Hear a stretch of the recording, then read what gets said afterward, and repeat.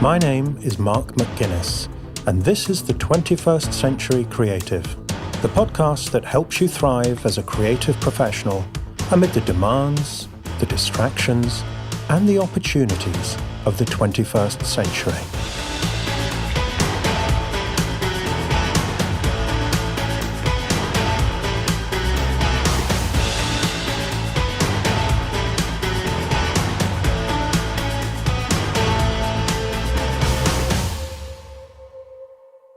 Welcome to episode 9 of season 4. If you would like your creative work to be better known, or you'd like more people to buy your books or products, or come to your shows, or listen to your music, or engage your services, then that means putting yourself and your work out into the world in a creative, effective, and consistent way. In other words, it means doing some marketing. Now, if you shy away from marketing, or you'd like to know how to get started at it, or get better at it, and crucially, you want to do it in a way that is aligned with your creative values, then I have a great conversation for you today. Ilise Benun is known as the marketing mentor, and she has many years of experience at helping creatives take a creative approach to marketing themselves.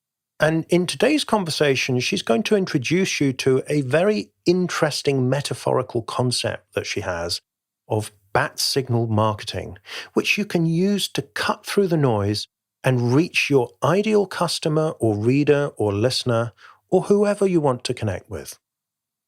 I've known Ilise for several years and spoken at her events and appeared on her excellent Marketing Mentor podcast, and she is always a pleasure to work with and an inspiring person to listen to. So I'm really pleased I can introduce you to Ilise and her way of working in today's show. Before we get to bat signal marketing, I have a metaphor of my own that I would like to share with you.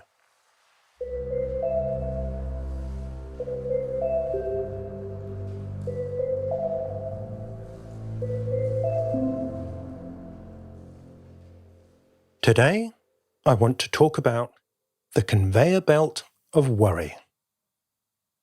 Have you ever had the experience of solving a big problem or removing a major source of stress from your life?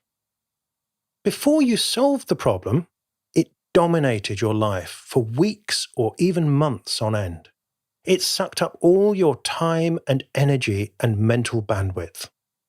It felt like life and death. When you thought about life without the problem, having achieved the outcome you wanted, you imagined it as a future of pure bliss, a promised land of freedom and pleasure and possibility.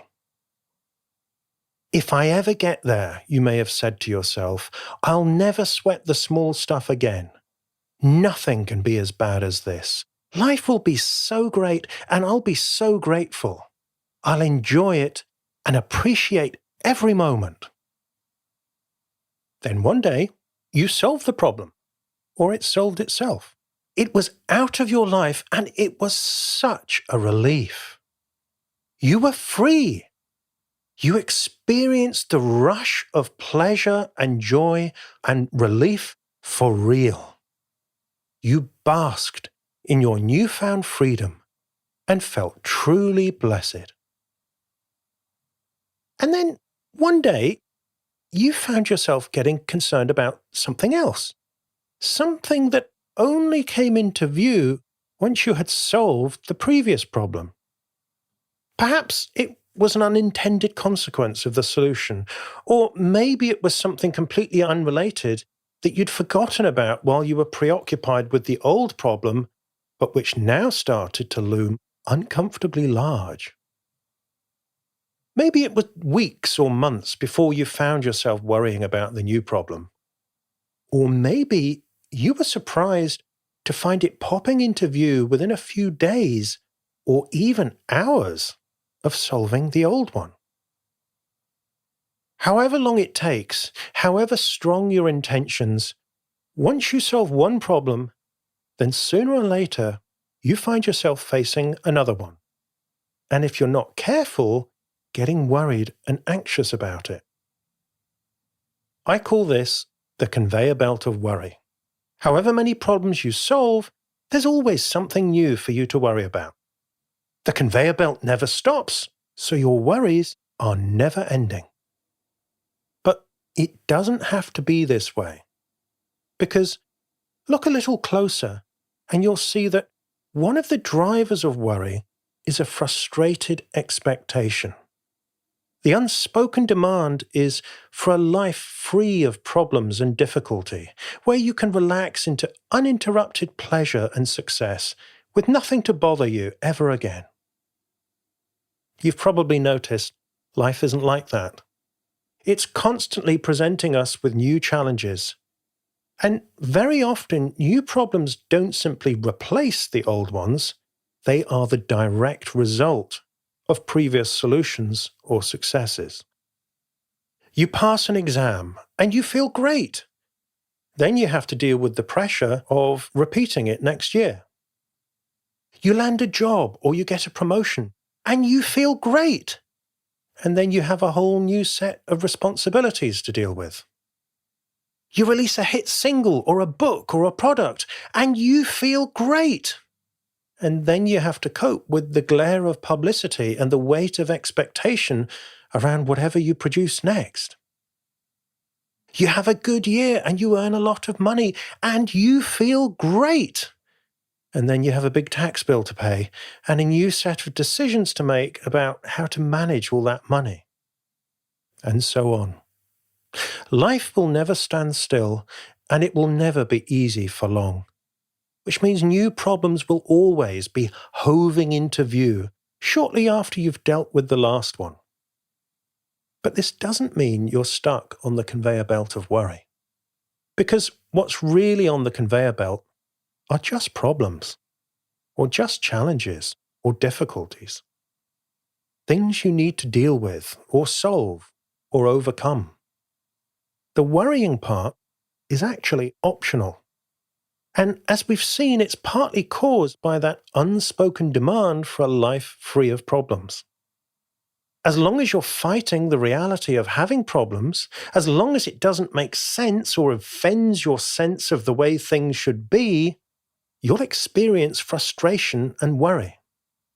But if you accept that you will always have problems in your life, then the conveyor belt is simply the conveyor belt of problems.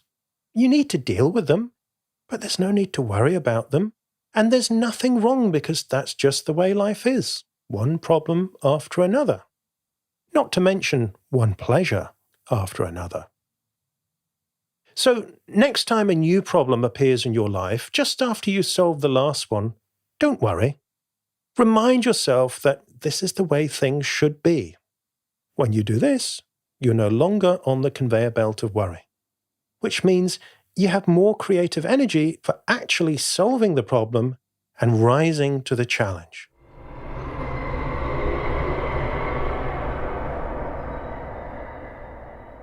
One of the themes I keep returning to in this podcast is the idea that the times we're living in are a two-edged sword.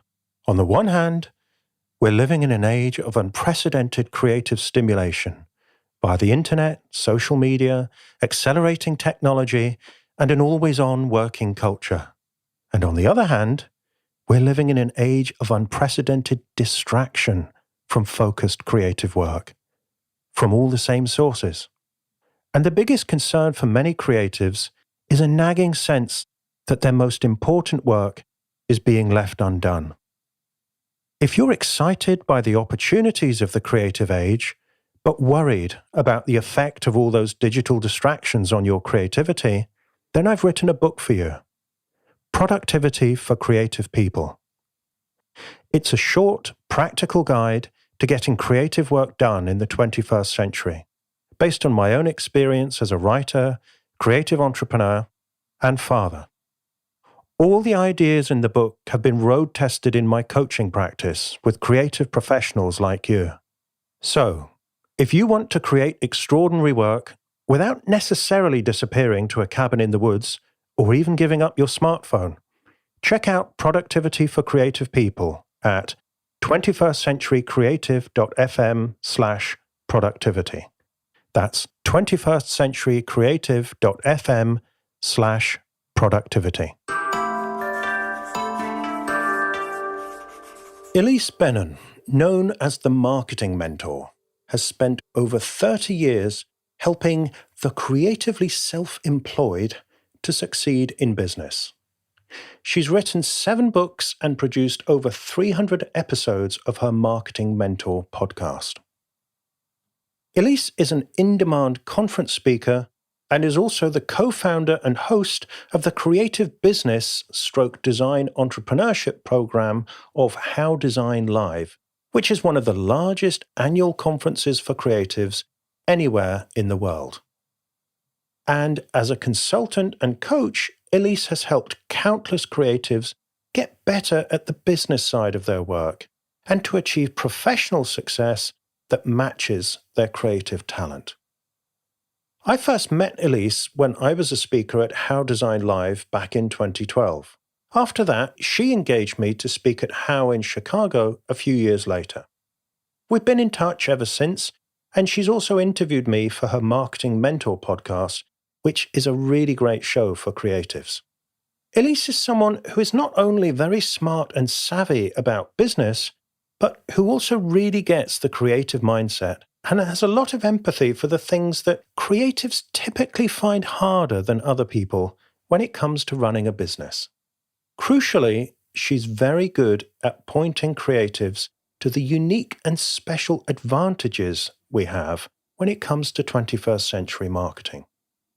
One of these is her concept of bat signal content marketing, which she expands on in this interview.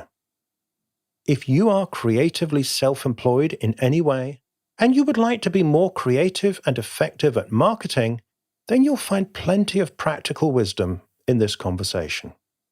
I also recommend you listen to this if you kind of know you really should be doing more marketing, but you're reluctant to do it, or not confident that you'd be good at it, because Ilise will show you that it's a lot more enjoyable and even more creative than you might imagine.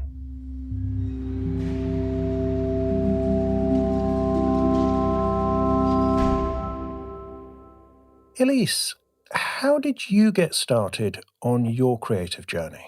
So, the short story I'll give you is that I was fired from my second job out of college after studying Spanish and French in college and not knowing what to do with it.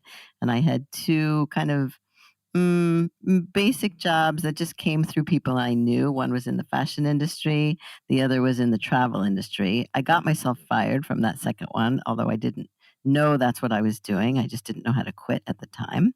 And I was so angry that I decided I was never working for anyone again. So this is 1988. I was 27 years old. And I just looked around at all of my friends in New York who were actors and musicians and dancers and painters. And it looked to me like they were really disorganized. And I was a little bit more organized. And this was in a time of paper, no computers. And I just thought, I can help these people get organized. And so little by little, I just would sit with people, photographers, one comes to mind, and we would just sit and go through all those piles of papers. And at the bottom of everybody's pile, there was always something that had to do with self promotion that they weren't doing. It was uncanny. And so I thought, this is the real problem. The clutter is the obstacle to the real problem, which has something to do with self promotion. And I felt, because I come from a family of creatives, my mother was a fashion designer and always disorganized. And it was just kind of in my blood to help people kind of tame those artistic challenges. And so that's what I did. And over the years, it just has evolved into me helping creative people. I mean, I do kind of consider myself creative, but I'm not an artist. And I get along really well. I relate really well to creative people, and they seem to respond to the way I talk about things.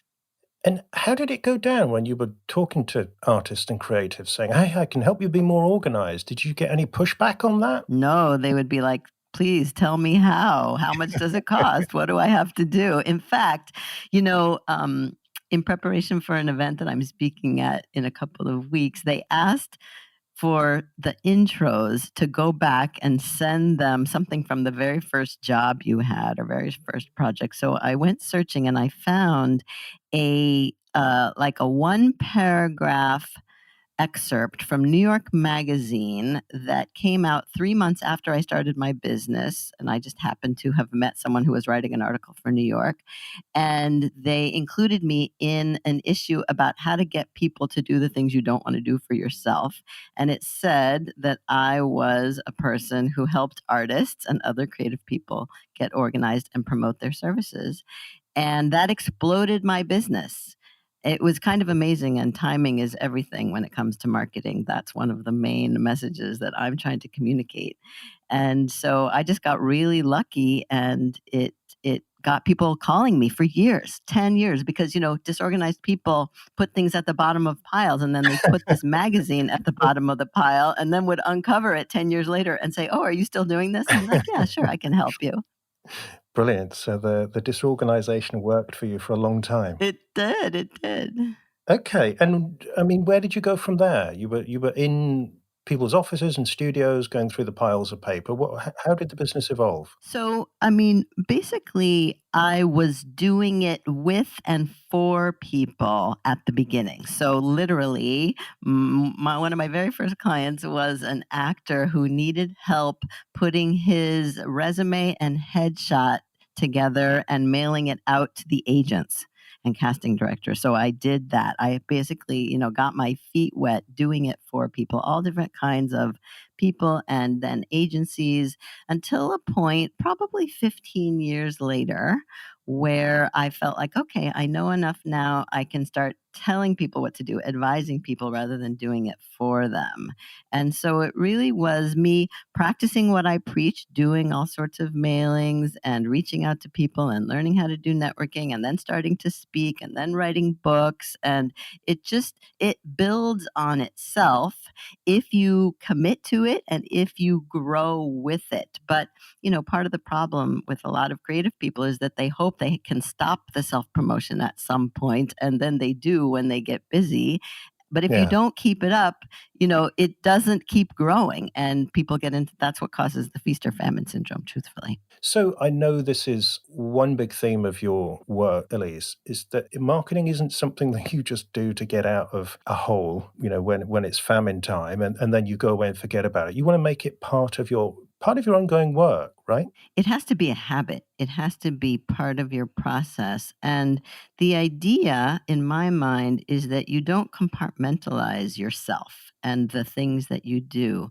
And so, one of the ways I talk about this is there's no such thing as a business person, and truthfully, perhaps no such thing as an artist. There are business things you do and artist things you do. And if you can flow freely, fluidly back and forth between those things and still be the same person and bring your creativity to the business side of whatever it is you're making a living at or doing professionally, then that is the ideal. And so that is what I try to teach is how to find the right way to do it for yourself that feels real, that feels authentic, and that feels like you just generously sharing what you have to offer so that the people who don't know they need it can find you.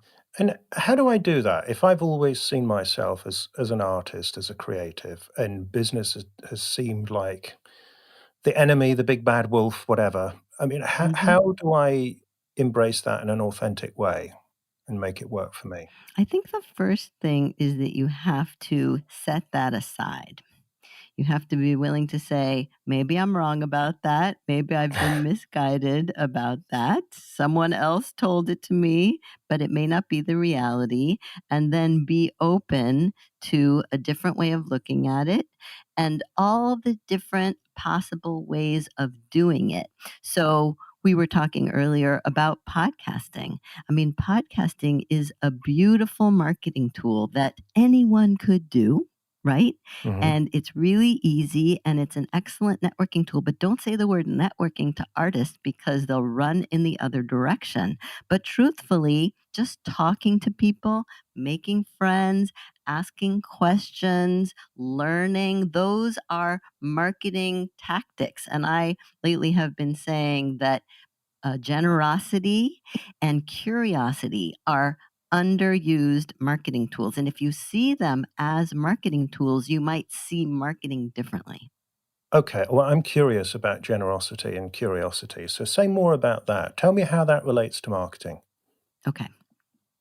So, first of all, you can't think you know everything or anything, truthfully, about the people that you're trying to reach. You need to learn. You need to learn what they're interested in. You need to learn what they're curious about. You need to learn in the commercial world what their pain points are that you can cure or the problems are that you can solve because that becomes the meat of your own content and the meat of your own marketing. So if you don't know, I like to say become a business detective and go with questions to your market. Don't go with answers, go with questions and go with an expression of your understanding through that research, through that learning of what they're struggling with, and then use your marketing and your conversations to let them know that you get it, you know them, you understand them, and you have helped people just like them. So it starts with curiosity and asking smart questions, the questions that make them realize you know more than they do about what they need to do or change or fix or expand or anything. Does that make sense? Yeah, can you give us an example of a creative who you think is doing this really, really well? Let's see. Okay, I have a client in mind. It's a designer who is focusing on manufacturing companies, especially Hmm. American manufacturing companies, who have been around for a long time and seem to have some problems with their brand because they've been around for so long and perhaps they haven't dated their brand in a long time. So he's creating content, articles, and white papers on these topics. But instead of him just saying, here's what I know about it, he is reaching out to his prospects, people he would like to work with, who he thinks need his help, and he's not saying, do you need my help? He's saying, may I ask you questions about how you think about your brand and the evolution of your brand? And getting them on the phone, essentially, in an interview that he will then Hmm. use and transcribe and quote from in the article that he's writing.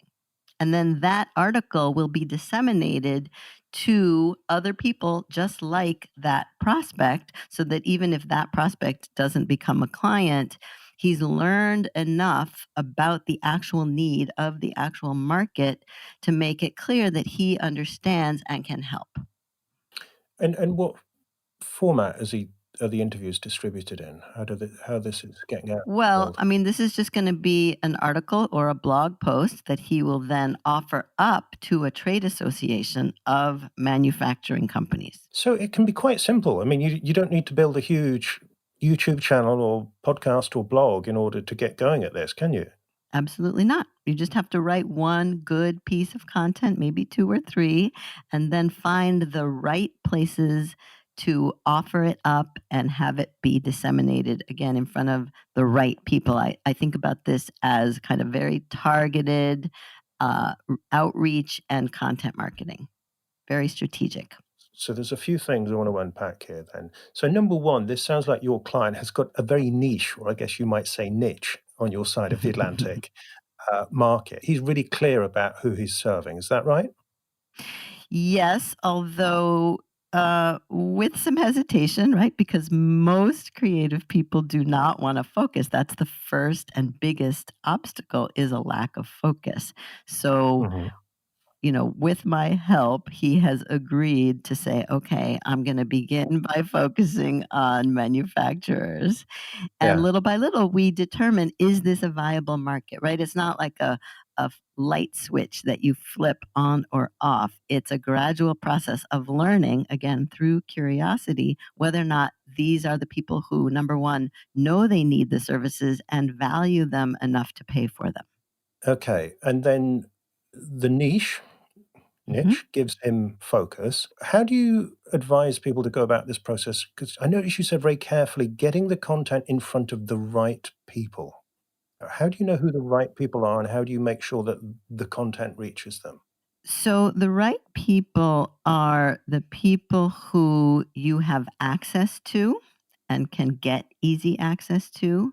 They're the people who you have samples and examples and case studies and experiences to show and say, yes, I do know other people like you and I've helped other people like you. So it could be as simple as looking at your roster of existing clients and saying, choosing between them, because if you have a wide variety of clients, then each one might represent a possible viable, lucrative market if you focused on it and went deeper. But most people don't do that, actually. They just take what comes along and they like the variety, but it never gives them enough depth or competence or confidence, actually, that results from the competence to go in and say, I really know this market. So it's different for each person, obviously, and it's a gradual choosing process and research process to determine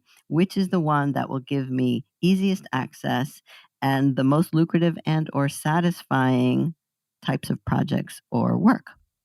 So I know a lot of your work, Elise, is with creative service professionals, people like designers, copywriters, people who are providing a service to a market. But would you say a lot of these principles are applicable to artists and product creators as well?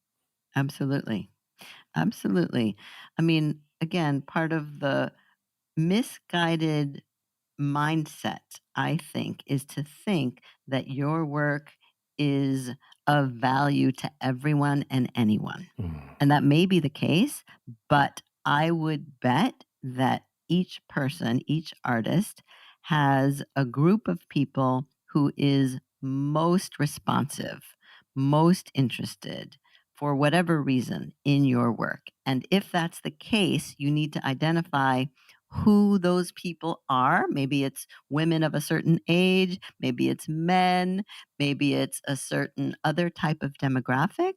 Uh, or people who are interested in nature, for example, whatever the demographic is, you do need to, no matter what the service or the product is that you're offering, you do need to identify who is most interested or most responsive to it. And then the same marketing strategies can apply. And am I right in thinking you're looking for the sweet spot between the ones who appreciate the work the most and the people you appreciate the most? For me, for instance, I used to work with all kinds of people as a psychotherapist, and I've done various types of coaching, but I realized the clients who got most excited about the work I did were the creatives.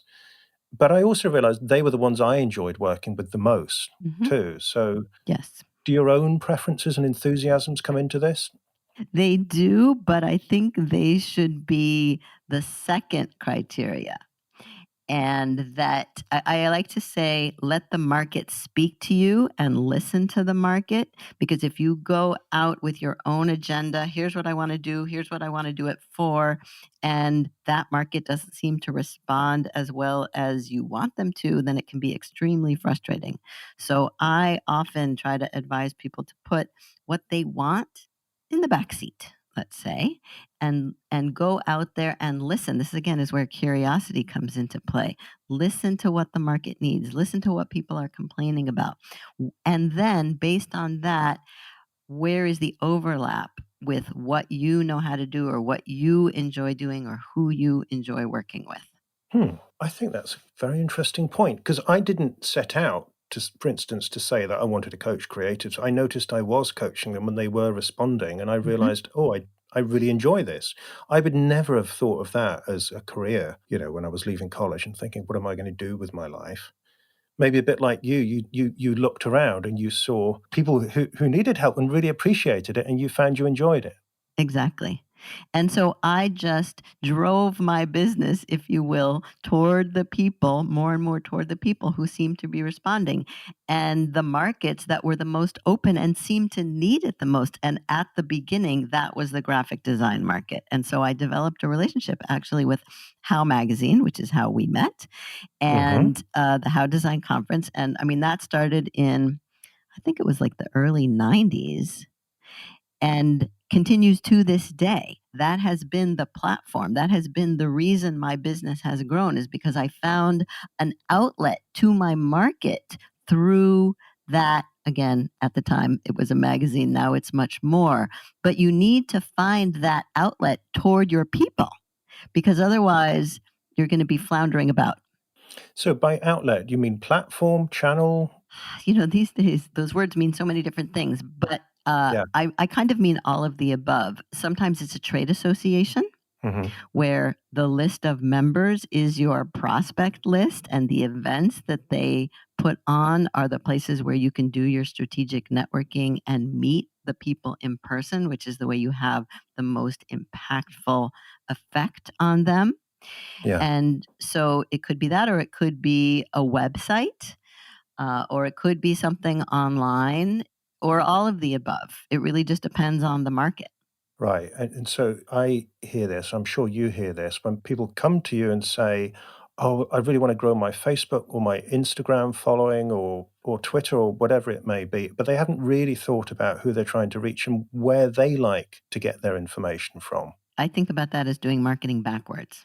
When you start with the tools, when you start with the social media platform, and then try to apply yourself or your business to it. And the frontwards way of marketing is starting with the market. Who am I trying to reach? Oh, I'm trying to reach creatives. Okay, where do they go? Are they on Instagram more than they're on Twitter or Facebook or LinkedIn? I've been talking a lot about LinkedIn lately because it's like a Google for business and it's a database of professionals. But some Hmm. of the people that I work with can't find their market on LinkedIn because they're not there. So you shouldn't use it, even though I'm talking a lot about it. It really depends on where your market is.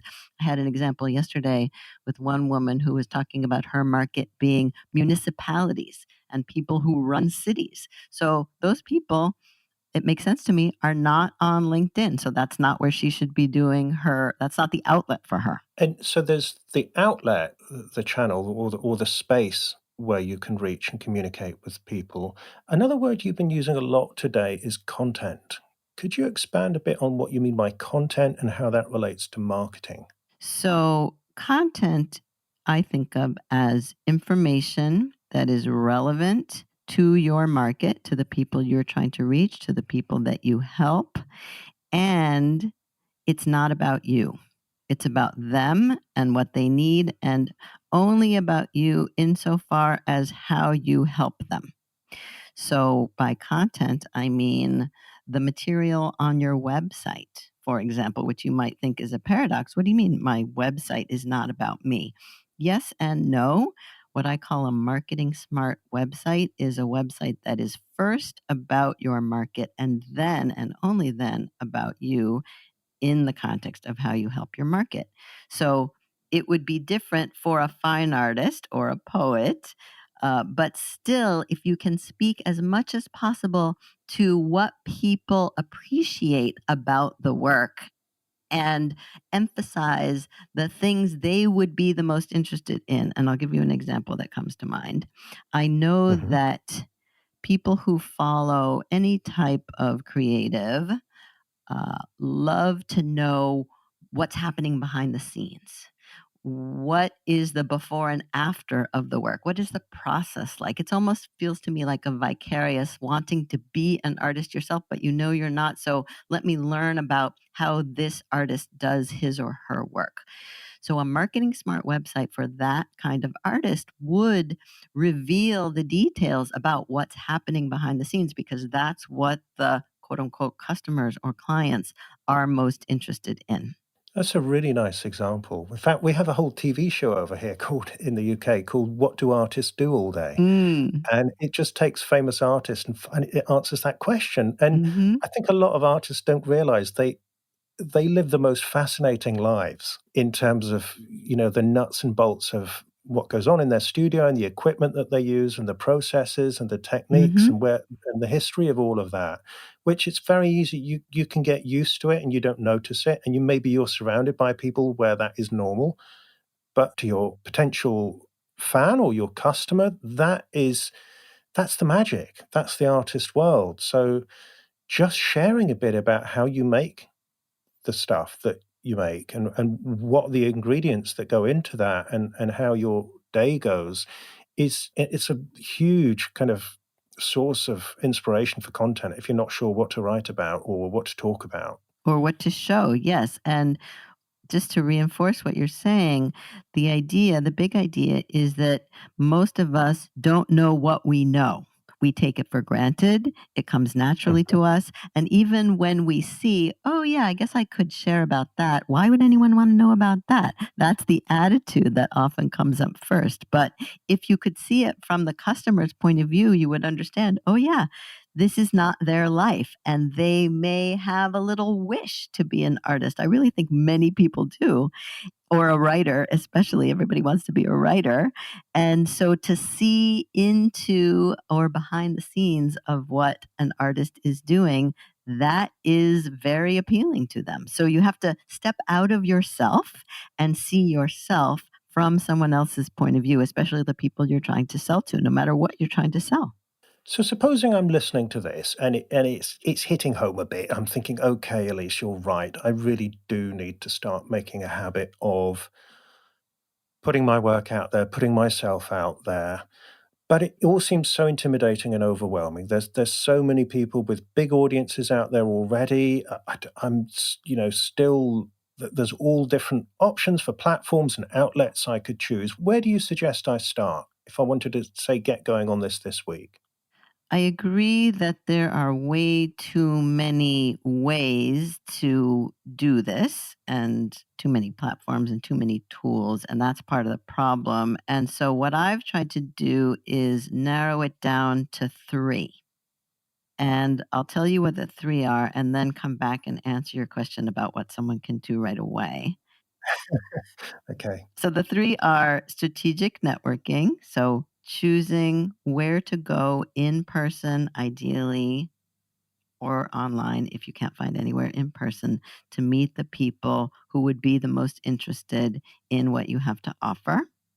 The second one is called targeted outreach, where you do hyper customized, super personalized one on one outreach in all different media. It could be on social media, it could be an email, it could be on the phone, it could be through the snail mail, the old fashioned snail mail. Someone yesterday asked me, is it bad to send something through the mail? I'm like, no, nobody's doing it anymore. Please do it. It's the one inbox that's empty. Exactly. So, but it has to be totally customized for the person so that they know they're the only one getting it. It's not going to 1,000 or even 10 other people. That's what makes them pay attention to it. So that is labor intensive and you have to do your homework. And then the third tool is this content marketing, what I call bat signal, pain point content marketing.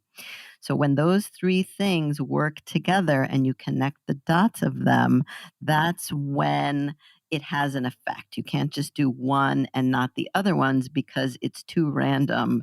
And there are just so many different ways you have to connect with people. And I've found that these are the three that work together. So if you were to think about how you might begin using these three, I would start with the market. You always start with, who do I need to find? Not what do I need to do, but who do I need to find? And so maybe it's just a survey of all the different people that you've either worked with or sold to, and choose the one, two, or at the most three that you would like to clone. How can you find more of the people like that one or two or three because it was the most lucrative, or because it was the most satisfying creatively, or because it was the most fun, or whatever you care about? How do you find more of those people? That's the place to start. Who are those people? And okay, Elise, I'm a poet. I can't let a little metaphor like bat signal go under the radar. What do you mean by bat signal content? So, I mean, that metaphor refers to the idea that you will be communicating a message that will be like a bat signal to those people that you're looking for. So, let me try to give you some examples. I mean, you kind of brought up mine at the beginning because And this is what I used to say at the very beginning when someone would ask me what I do, my quote unquote elevator pitch, right? How I answer the question, what do I do, Hmm. is or was, I help creative professionals who hate self promotion. That's the bat signal. I don't tell you anything about what I do or how I do it or anything. I just say, I help creative professionals who hate self promotion. If you hate self promotion, then that's going to be the bat signal. And you're going to be like, oh, she knows me. She gets it.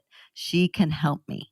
Yeah, I think there's probably quite a lot of people listening to this who could feel that little twinge when you say, "I hate self-promotion."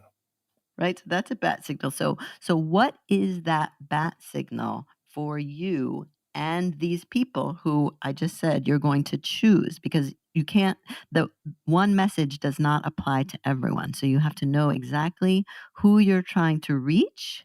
And I don't expect anyone to know today or tomorrow who they're trying to reach. This is a gradual learning process. Again, this is where curiosity comes in. But little by little, you start to listen differently and hear who is responding to you and what exactly are they responding to, and can you use that language more? So, for example, quote unquote testimonials, right? People who give you compliments about your work. What is it that they love? What is it that they compliment on? What is it that moves them? That's the language you should be essentially regurgitating to the market. That's your bat signal, what other people are saying that they appreciate. Okay, I have this lovely image in my mind right now. It's a jungle and it's kind of twilight, and there's all kinds of noise in this jungle. There's frogs croaking and insects doing their thing and bigger animals ambling and hopping about. It's an absolute cacophony? Whatever. Should Mhm. know how to say that, of noise, and there's also, I don't know, pheromones and scent and all kinds of communications going on, but if you're a bat, you're only tuned into the bat frequency, that's all Yes, you're really gonna hear. It doesn't matter what the lions are saying to each other or the tree frogs or whatever. And maybe the internet is a bit like that, that it can look intimidating and noisy, but you only need to cut through to a tiny, tiny proportion of the people who are out there in order to have a thriving business. that's right. You don't need multitudes. You only need a very small group of people. And I think that's a really important point. So thank you for bringing it up because I think that people imagine because there's so many people out there, I need, a mailing list of 5,000. No, choose the top 10 or 20 or 25 people that you really want to connect with and then make that your market.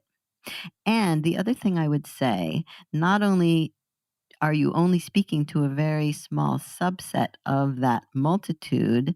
But also timing. I think I mentioned this earlier. Timing is one of the most important things when it comes to marketing. And so the likelihood that when you happen to connect with someone, they will be ready and willing to pay for whatever it is that you're selling is very unlikely.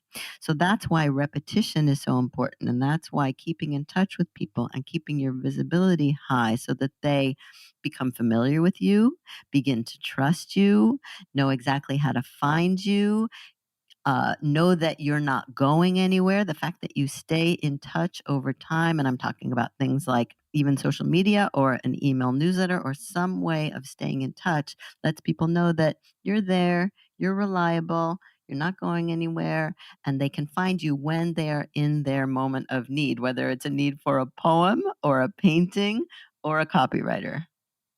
And I think this is one of the big things about what you were saying earlier on about the importance of making it a habit. Because on any given week, it's really hard to say if I send this newsletter out, or if I publish this blog post or podcast or video, or if I put these images up on Instagram, will it really make any difference to my business? And I'm busy and I'm stressed and I've got X, Y, and Z to do. But if you're putting stuff out and by content, obviously, you're not just talking about sales message, but stuff that is useful, that is valuable, that's inspiring or educational in some way. People Mhm. get used to that kind of drumbeat of content from you. You're going to be front of mind. I mean, I've lost count of the number of times people have emailed me and said, "Oh, I think I need some help with X," and you're the first person who came to mind because it used to be the blog, now it's the podcast. It just keeps you in people's minds as someone who knows about this stuff and can help. Yes, you become the go-to in their mind because of the repetition. I love the image of the drumbeat of your marketing. I'm And still in the jungle. yes, exactly. And the antithesis of that, the resistance that you also articulated, which I just want to reinforce again, is this idea of, oh, I'm too busy. Is it really going to make a difference in my business if I just put this one image on Instagram? That's the wrong attitude because that's the attitude that says, what am I going to get from this? It's the Yeah. immediate gratification, very Mhm. American, by the way, but global, getting more global. But this idea that I have to get something from every single effort. But no, it's totally cumulative and it takes years, truthfully. That's how long it takes. I like to tell people that, it took me 15 years to find my niche. And I don't think it will take everyone 15 years because I didn't know I was looking for it at the time. But I really think that you have to be patient and you have to be persistent and you cannot give in to being discouraged or frustrated or any of those things. They will just pull you down the rabbit hole and it's very hard to get out. As you describe that scenario, putting the effort in every day and not expecting the reward, and it's never a sure thing, and you don't get the feedback in the moment. It reminded me of the process of writing a book. Hmm. And I'm sure whatever your own creative field, there's got to be an equivalent for you, whether it's practicing your instrument or rehearsing dance steps till your arms and legs ache, or whatever it is. Whenever we create something, there's a lot of time that goes into it, that there isn't that immediate reward where we have to sustain ourselves by our sense of, well, I'm doing this because I'm committing to this as a practice. And maybe that's another way of thinking about what I said earlier, which is bringing your creativity to the business side of your profession. And so Right. that level of an understanding of what it takes to get good at, to master the art, essentially. You have to do the same thing for the business side. Yes. And going back to the bats, let's assume we're down with the idea. Yes, if I can create that bat signal content that's going to cut through the noise, that's going to resonate for my customer, my potential listener or reader or client, how do I create it? And how do I know that it's got that bat signal quality? You won't know at the beginning, and you will only know if your ears are open and you are listening carefully to how people are responding, and again using curiosity to ask them what exactly they are responding to. And you have to, again bringing the creativity to the business, you have to experiment and test all different angles and ideas and approaches until you find and you will sense which ones are working. You can tell if you listen. Bats have big ears, don't they? They do. So I guess that tells us something. Hmm. You've got to be on high receive. It's not just about sending the signal out. And I would say, this is really, to me, the fundamental issue and obstacle with creative people when it comes to building a business or a profession, which is you are very focused on yourself and what you're thinking about and what you're creating. And marketing is the total opposite. It is all about the world out there and the people, literally, the people who will be interested in what you have to offer. And so, marketing is all about making that connection with those people and understanding what they're looking for and seeing that they're not just like you, they're actually very different. And that's probably why they're interested in you, and then using your content to connect with those people. Yeah, an example I sometimes use is, nobody looked at Picasso's paintings the way he did. And his buyers certainly didn't look at them. I mean, when they look at it, they see something different to what he did, and what he was very good at was understanding that and putting it in front of them in a way that they would get it and want it. Yes. Yes, and some people, because I know that many artists, I think everyone does this, is looking at the quote unquote competition and seeing only the positive, right? It looks like they're getting all the work. It looks like they're getting all the commissions. And you never see the reality. And it's really easy to imagine that everyone else is doing better than you are, or doesn't have to work as hard as you do, or it doesn't take as much effort. But I think you have to set that all aside, because we don't know what's really happening for other people. And we just have to figure out what will work for each of us. And it's different for everyone. There's no formula. That's another, I think, problem. Although perhaps creative people are more amenable to the idea that there is no formula. So you do have to make it up if you can be creative. And again, it takes a ton of creativity to run a successful business. That to me is where my creative strengths are. As I said earlier, I don't see myself as a creative. I write, but I don't think of myself as a writer. But I do bring creativity, and it's what infuses my business and keeps it going and keeps it evolving. I'm always trying to think of, like, what's the next thing I can do? What's the new thing that people seem to need? And so my attention is always geared outward toward what I can give the market. I think this is another big benefit of making your creativity, applying your creativity to the business side of things, because then you enjoy it. Mhm.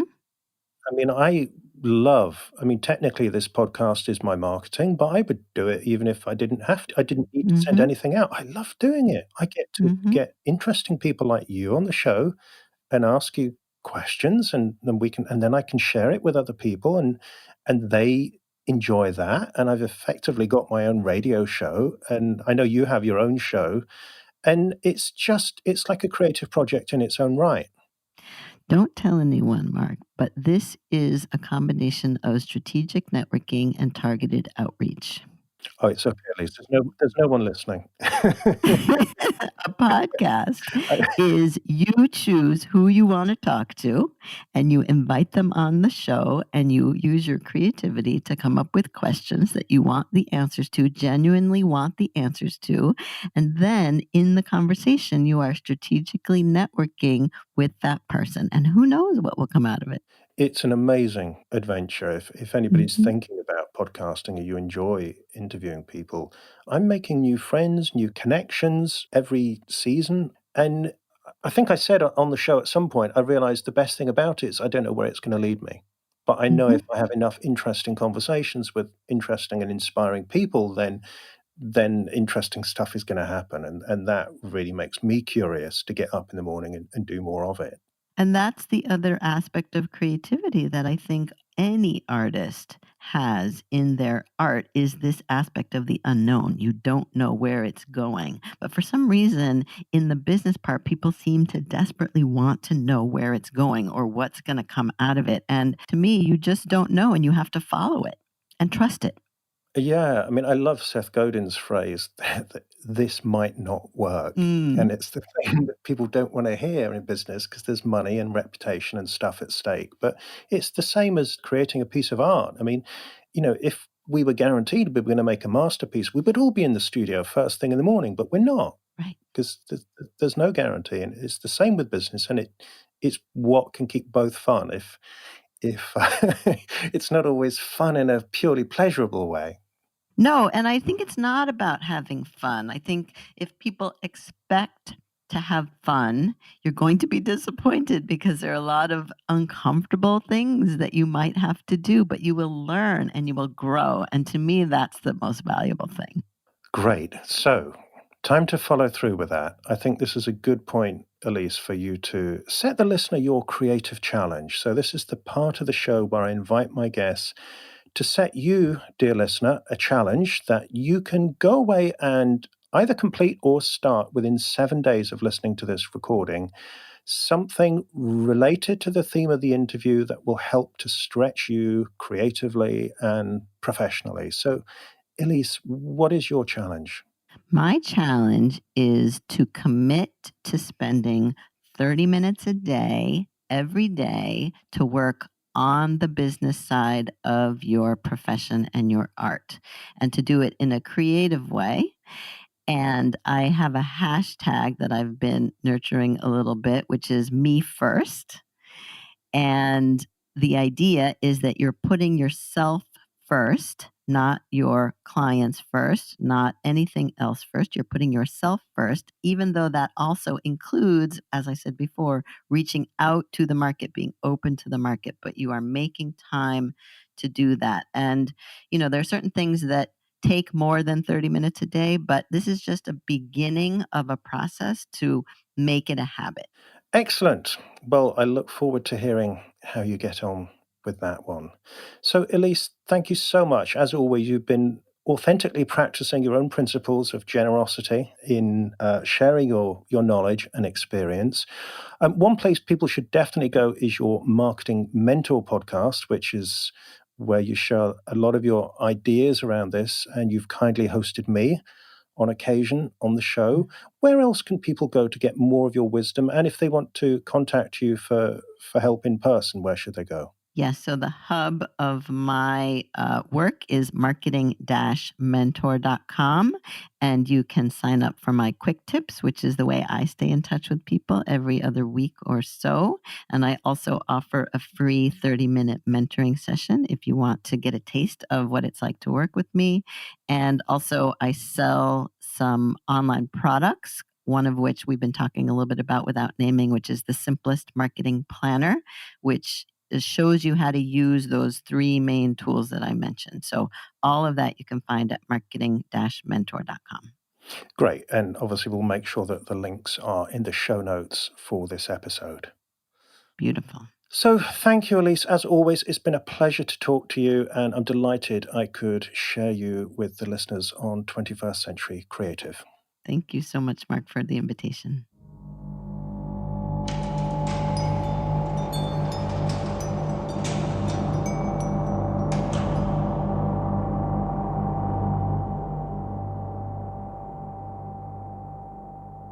You have been listening to the 21st Century Creative, hosted by Mark McGuinness.